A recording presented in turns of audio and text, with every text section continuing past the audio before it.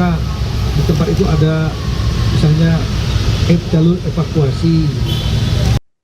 Menteri Dalam Negeri atau Mendagri Tito Karnavian mengunjungi gedung Teradron yang berlokasi di Cempaka Putih, Jakarta Pusat, tempat terjadinya kebakaran yang menewaskan 22 orang pada Selasa 9 Desember 2025 siang. Dalam keterangannya, Tito menyampaikan bahwa ia telah berkoordinasi dengan Menteri Sekretariat Negara Prasetyo Hadi terkait upaya pencegahan agar kejadian serupa tidak terulang kembali. Tito menegaskan bahwa setiap bangunan yang akan didirikan di kedepannya harus melalui pengujian mitigasi kebakaran. Sementara itu terkait insiden di gedung Teradron, Tito menjelaskan bahwa kebakaran terjadi di lantai 1 saat waktu makan siang. Lantai tersebut diketahui menjadi tempat penyimpanan peralatan pembuatan drone. Di lokasi ditemukan baterai dan berbagai peralatan lain yang digunakan untuk proses perakitan. Ia juga menambahkan bahwa 22 korban tewas dalam insiden tersebut bukanlah karena terbakar, melainkan akibat menghirup asap yang mengandung zat beracun. Untuk informasi selengkapnya terkait situasi terkini di lapangan akan dilaporkan langsung oleh jurnalis Tribunnews yaitu rekan Danang Triatmojo. Ya baik Tribuners, tadi Menteri Dalam Negeri Tito Karnavian meninjau langsung lokasi kebakaran yang terjadi di Jalan Ledjen Suprapto, Cempaka Putih, Jakarta Pusat pada Rabu 10 Desember 2025 hari ini. Tito tadi mengecek ke dalam gedung ditemani oleh Kapolres Jakarta Pusat, Kombes Pol Susatyo Purnomo Condro dan Gulkarmat, kemudian beberapa pejabat seperti Wali Kota Jakarta Pusat, Arifin. Tadi dalam konferensi pers setelah peninjauan, Tito menyampaikan bahwa Presiden Prabowo Subianto memberikan atensi khusus untuk peristiwa kebakaran yang melanda hebat di gedung kawasan Cempaka Putih ini. Dalam kejadian ini sendiri ada 22 orang meninggal dunia dan terjebak, lalu mereka ini ternyata belakangan diketahui meninggal akibat menghirup asap beracun yang teroksidasi zat-zat kimia yang bersumber dari ledakan baterai drone. Atensi dari Presiden Prabowo ini disampaikan oleh Tito tadi yang mengatakan bahwa pemerintah tidak ingin peristiwa ini terulang kembali. Oleh karena itu Presiden memerintahkan dirinya, yaitu Tito selaku Mendagri, untuk mengevaluasi prosedur tata cara pencegahan kebakaran di pergedungan dan menganalisis area abu-abu. Perihal ini juga Tito akan menerjunkan tim dari Inspektorat Jenderal Kemendagri atau Itjen Kemendagri untuk mengevaluasi hal-hal tersebut. Evaluasi ini akan dilakukan khususnya pada gedung-gedung yang punya banyak lantai. Sebab menurutnya gedung tinggi yang banyak di Jakarta punya potensi lebih besar atau lebih tinggi ketimbang bangunan rendah ketika terjadi kebakaran. Tito juga mengatakan bangunan yang punya banyak lantai sudah semestinya memiliki mitigasi atas kebakaran. Demikian. Yang rekan-rekan kalian, saya selaku Menteri Dalam Negeri datang ke sini untuk melihat lokasi kebakaran yang kemarin terjadi. Saya juga berdiskusi dengan Bapak Mensesnek yang intinya kita tidak menginginkan kejadian ini terulang kembali. Kita semua berduka karena ada 22 orang yang wafat karena peristiwa kebakaran ini di gedung ini. Kemudian saya diperintahkan untuk mengevaluasi prosedur tata cara untuk mencegah kebakaran atas gedung-gedung itu seperti apa, dan kemudian agar tidak terulang kembali, kira-kira apa yang harus dilakukan. Ada gray area nggak dalam pengaturan masalah pencegahan kebakaran gedung misalnya.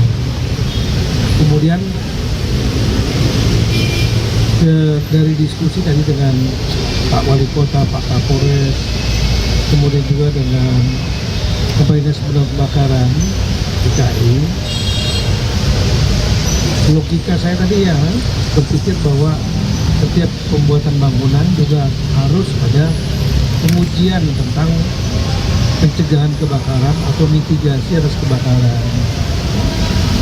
Apalagi di Jakarta ini banyak sekali high rise building, gedung-gedung tinggi yang kalau terjadi kebakaran resikonya lebih besar dibanding dengan yang low rise building, daerah gedung-gedung yang rendah. Nah, memang dalam aturan untuk membangun satu gedung itu diperlukan namanya PBG, persetujuan bangun gedung. Jadi pemilik yang akan membangun gedung itu mengeluarkan, saya ulangi, mengajukan persetujuan bangunan gedung PBG. Itu yang diterbitkan oleh pemerintah daerah ya, melalui namanya DPM PTSP, Dinas Penanaman Modal, kemudian Layanan Terpadu Satu Pintu. Mekanismenya memang dibuat lebih mudah ketika ada Undang-Undang Cipta Kerja, yaitu ada yang disebut dengan risiko rendah, risiko sedang, dan risiko tinggi melalui sistem yang digunakan online yang tujuannya untuk mempermudah pembukaan lapangan kerja menggunakan mekanisme OSS, Online Single Submission, yang jalur jejaring ini dikelola oleh Kementerian Investasi, BKPM sistemnya. Tapi kemudian daerah-daerah biasanya yang sudah ada di Mall Pelayanan Publik MPP. Kalau DKI ini MPP cuma satu dimiliki oleh provinsi. Tapi kalau di daerah lain total semuanya seingat saya ada 296 Mall Pelayanan Publik. Nah, di Mall Pelayanan Publik itu ada outlet untuk mengeluarkan PBG, persetujuan bangunan gedung. Nah, salah satu syarat untuk persetujuan bangunan gedung-gedung itu adalah sertifikat layak fungsi, termasuk mengenai pencegahan, apakah gedung itu layak untuk mencegah terjadinya kebakaran atau mitigasi bila terjadi kebakaran. Maka nanti biasanya akan dicek oleh Dinas Pemadam Kebakaran ya, pada saat sertifikat layak fungsi itu akan diterbitkan. Syaratnya salah satunya Dinas Pemadam Kebakaran akan melihat apakah tempat itu ada alat pemadam kebakaran, kemudian apakah di tempat itu ada misalnya jalur evakuasi, sprinkler bila terjadi kebakaran untuk memadamkan cepat, dan lain-lain. Nah, ini yang sedang didalami oleh kepolisian Polres Pusat, dan juga nanti saya juga akan menurunkan tim dari Kemendagri, karena kita juga memahami aturan ini. Aturan ini biasanya dibuat melalui peraturan daerah. Nah, untuk PBG dari Itjen yang akan saya turunkan, Itjen Kemendagri, untuk melihat masalah administrasi ini, sehingga gedungnya bisa begini. Kenapa? Karena kalau kita lihat di peristiwa kemarin, gedung ini dari 6 lantai ditambah rooftop di atasnya, jadi 7. Dan kemudian tempat kebakaran ini terjadinya di lantai 1. Lantai 2, 3, 4, 5, 6 itu nggak terdampak, betul Pak ya? Jadi lantai 1. Lantai tempat disimpannya peralatan untuk pembuatan drone, ada baterai di sana dan peralatan lain untuk merakit drone yang sudah dipak.